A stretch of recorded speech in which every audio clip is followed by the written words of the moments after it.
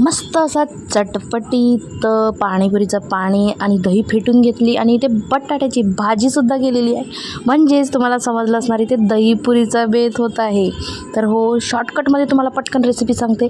इमलीची चटणी केली आहे, बाजारातनं पुऱ्या विकत आणलेल्या आहे, त्यात भरली मी बटाट्याची भाजी आणि आपली इमलीची चटणी.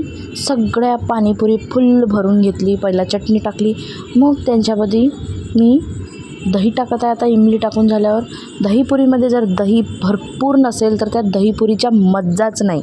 म्हणून कंजूसी करायची नाही आणि मस्त अशी दही टाकायची. आपल्याला पाहिजे तेवढी भरभरून टाका. आम्ही तर 1 लिटर दही आणली, पण 1 लिटर काही खाऊन होणार नाही म्हणून अर्धी ठेवली आणि अर्धी फेटून घेतली. मग त्यामध्ये जरा साखर टाकलं.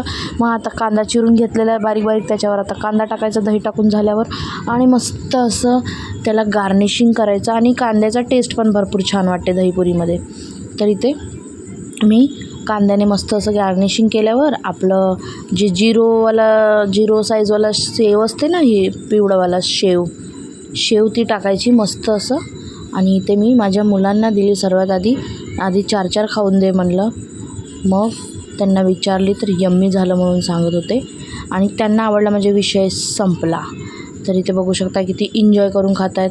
तुम्ही कधी करताय असं? दहीपुरी म्हणलं तर 25-30 रुपये प्लेट जाते बाई, आणि आम्ही 400 रुपयाची दहीपुरी घरात बनवलो.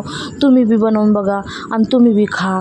असं तोंडाला पाणी सुटतपर्यंत आम्ही मस्त असं हे केलं. आणि इथं पाणीपुरी पण तुम्हाला खाऊन दाखवतो.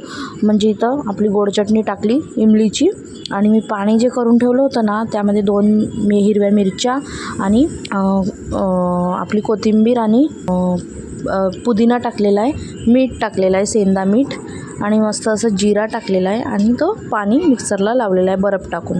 आणि असं मस्त पाणीपुरी खाल्ली. एवढं टेस्टी वाटलं. माझ्या आजीला तर खूप आवडलं. आणि तिने आयुष्यात पहिल्यांदा खाल्लं हे. म्हणजेच पहिल्यांदा म्हणजे समजताय तुम्ही, ती कधी गेलेली नाही बाहेर असं खायला. म्हणून मी माझ्या आजीसाठी माझ्या मुलांसाठी नक्की केलं, कारण त्यांना मला खाऊ घालायचं होतं. आणि जेवढं होत असेल तेवढं घरातलं आयटम केलं मी. आपली काय म्हणतात तर दही पण मार्केटमधून आणली आणि पाणीपुरी मार्केटमधून आणली. बाकी सगळं घरात केलेलं आहे मी. मस्त असं टेस्टी वाटलं, खूप टेस्टी वाटलं. तुम्हाला काय सांगू, खूप मजा आली. चटपटीत अशी पाणीपुरी वाटली. आणि इकडे बघू शकताय तुम्ही, एन्जॉय केलं. Thank you so much.